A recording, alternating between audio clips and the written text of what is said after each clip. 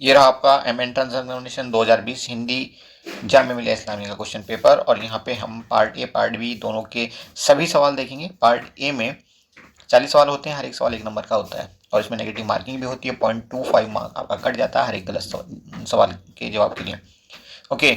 और part B में 60 number के सवाल होते हैं, तो वो भी हम आपको दिखाएंगे, बट हम पहले देखेंगे पार्ट ए के सभी सवालों के डिटेल्ड आंसर्स। तो चलिए चलते हैं सवाल नंबर 1 पे, पार्ट ए में। तो ये रहा आपका पार्ट ए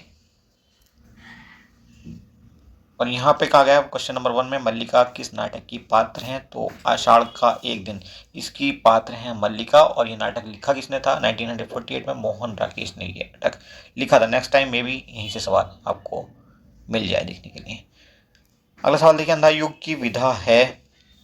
तो अंधा युग क्या है? एक काव्य नाटक है। और किसका है ये? धर्मवीर भारती का है। तो बाकी पॉइंट्स भी आप नोट करते रहिए अगर आप गोइंग फॉरवर्ड इस एग्जाम को देने जा रहे हैं या इससे मिलता जुलता कोई और एग्जाम आप देने जा रहे हैं। तो अतीत के चलचित्र के रचनाकार कौन हैं? तो ये है महादेवी वर्मा और ये उनका एक रेखा चित्र है। 4 नंबर देखिए, साहित्य अकादमी द्वारा पुरस्कृत निबंध कृति संस्कृति के 4 अध्याय के लेखक कौन हैं? तो ये है रामधारी सिंह दिनकर। नेक्स्ट क्वेश्चन देखेंगे आप, क्वेश्चन नंबर है 5। प्रेमचंद की पहली कहानी किस पत्रिका में प्रकाशित हुई थी? तो ये प्रकाशित हुई थी सरस्वती में। और ये कब प्रकाशित हुई थी? 1915 में, 1915 में ये प्रकाशित हुई थी और ये सौत नाम से प्रकाशित हुई थी। उसके बाद 6 नंबर सवाल आप देखेंगे, प्रेमचंद का अपूर्ण उपन्यास कौन सा है? तो 1936 में एक उपन्यास जो वो लिख रहे थे वो था mangalsutra. Next is question number 7। Ram का बेटा हीरा वाक्य में कौन सी शब्द शक्ति है? तो ये है लक्षण। Next is question number 8। कौन सा भारत विभाजन की त्रासदी पर लिखा गया उपन्यास है? तो ये है तमस। और तमस के राइटर कौन थे? भीष्म साहनी। Question number 9। कौन सा भाव संचारी भाव नहीं है? तो संचारी भाव आपका नहीं है शोक। Next question number 10। हिंदी आलोचना का जनक किसे माना जाता है? तो हिंदी आलोचना का जनक माना जाता है भारतेंदु हरिश्चंद्र को। ऑप्शन बी आपका सही हो जाएगा। नेक्स्ट क्वेश्चन देखेंगे आप, क्वेश्चन नंबर है 11। हिंदी की प्रथम आत्मकथा है? तो बनारसीदास जैन ने लिखी थी ये अर्धकथानक। ठीक है, इसके राइटर पूछ सकते हैं इसलिए आपको ये बताना जरूरी था। क्वेश्चन नंबर 12 देखेंगे, सत्य के प्रयोग किसकी आत्मकथा है? तो ये महात्मा गांधी की आत्मकथा है और इंग्लिश में इसे किस नाम से लिखा था महात्मा गांधी ने? My experiment with truth. 13 number सवाल देखेंगे, गणेश शंकर विद्यार्थी ने किस पत्र का संपादन किया था? तो गणेश शंकर विद्यार्थी वही स्वतंत्रता सेनानी हैं जिन्होंने कानपुर दंगों के दौरान अपनी जान गंवा दी थी। और इन्होंने जिस पत्र का संपादन किया था वो पत्र है प्रताप। इसके अलावा इन्होंने एक पत्रिका का भी संपादन किया था जिसका नाम था प्रभा। तो ये सब इंपॉर्टेंट बातें हैं जो हम आपके साथ शेयर कर रहे हैं। Next is question number 14। Saraswati पत्रिका का प्रकाशन कब प्रारंभ हुआ था? तो 1900 ईस्वी में सरस्वती पत्रिका का प्रकाशन शुरू हुआ था। इंडियन प्रेस नाम की एक प्रेस थी वहां पे प्रयाग में, मतलब प्रयागराज की बात है ये। 15 नंबर सवाल आप देखेंगे, ये कह रहा है भारत का प्रथम समाचार पत्र किस भाषा में प्रकाशित हुआ था? तो अंग्रेजी में प्रकाशित हुआ था। और किसने प्रकाशित किया था ये?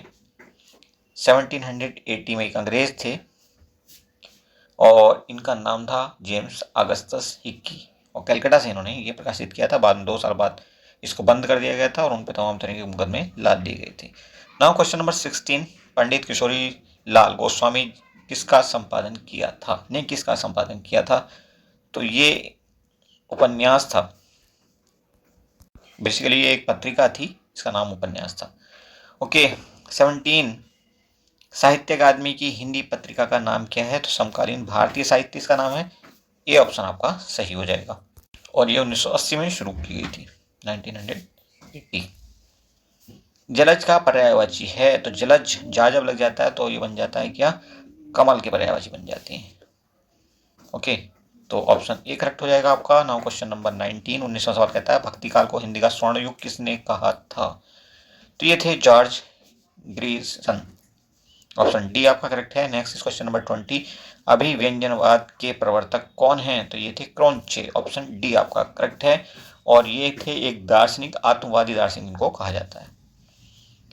क्वेश्चन नंबर 21, अपभ्रंश का आदि कवि कौन सा है? तो ये है आपके स्वयंभू। ऑप्शन डी आपका राइट आंसर है। नेक्स्ट 22 नंबर सवाल कहता है आदिकालीन साहित्य का प्रमुख रस कौन सा है? तो ये वीर रस में ही उस समय ज्यादातर कविताएं होती थी, वीर रस आंसर होगा। 23 नंबर, हिंदी का सबसे प्राचीन ग्रंथ है तो छंद है, तो ये छंद होता था दोहा और ऋग्वेद से इसकी शुरुआत मानी जाती है। 24 नंबर देखिए, देवनागरी लिपि में कुल कितने वर्ण हैं? तो ये होते हैं टोटल 52 वर्ण। अब आप ये बताइए कि इसमें स्वर कितने होते हैं और व्यंजन कितने? तो इसमें होते हैं 14 स्वर और 38 व्यंजन। नाउ क्वेश्चन नंबर 25, गोरखनाथ के गुरु कौन थे?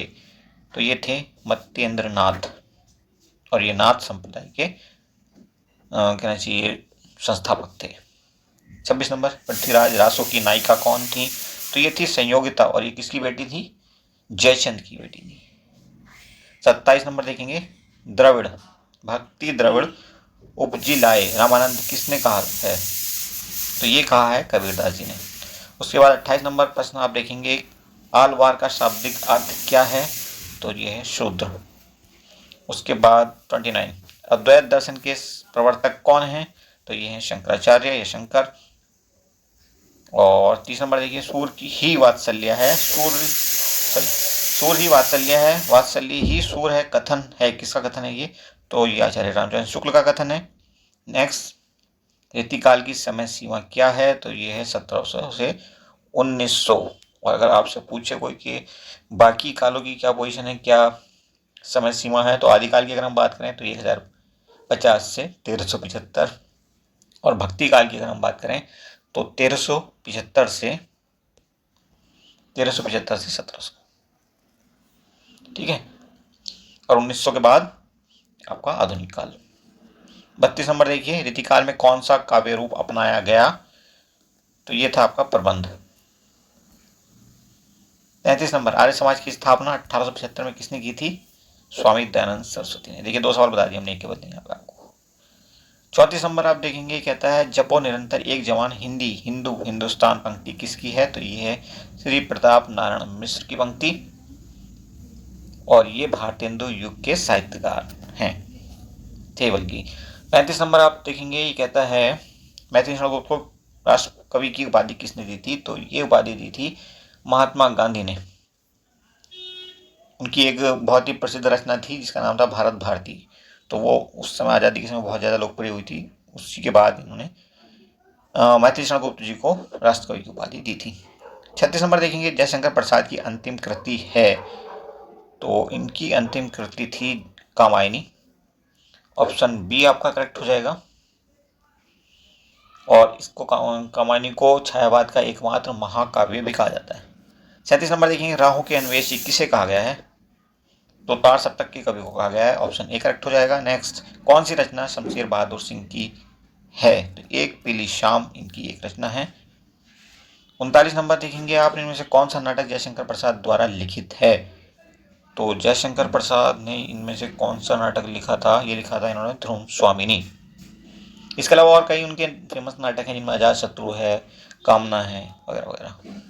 और 40वां सवाल अंतिम प्रश्न है ये बहुविकल्पीय प्रश्नों में, राष्ट्रीय नाट्य विद्यालय के निदेशक कौन थे? तो ये थे इब्राहिम अलकाजी। और ये कब से कब तक रहे हैं राष्ट्रीय नाट्य अकादमी के निदेशक? ये रहे हैं 1962 से 1977 तक। 1962 से 1977 तक। ओके, अब हम चलते हैं पार्ट बी पे। पार्ट बी में आप देखेंगे यहाँ 6 प्रश्न दिए हुए हैं और टोटल 60 नंबर के 6 प्रश्न सभी हैं। हर एक प्रश्न जो है 10-10 अंक का है, तो आप इन्हें अच्छे से देख लीजिए, इन पर अच्छे से प्रैक्टिस कर लीजिए, किस तरह के सवाल आते हैं वो आप समझ लीजिए, तो आपका काम काफ़ी हद तक आसान हो जाएगा। बाकी भी जितने हो सकते हैं पार्ट बी अवेलेबल वो हम आपको करा देंगे। होपफुली आप पढ़ पा रहे होंगे और हम धीरे धीरे स्क्रॉल डाउन कर देंगे। 3 सवाल आप देख चुके हैं, बाकी आप अब देख सकते हैं आगे दिए हुए हैं। ठीक है, टोटल 8 सवाल हैं, 8 में से 6 आपको करने होंगे। और फिर भी आपको कुछ लगता है कुछ दिक्कत है तो आप कमेंट कर सकते हैं, कहीं कोई सवाल गलत हो गया तब भी आप कमेंट कर सकते हैं। Thank you for watching.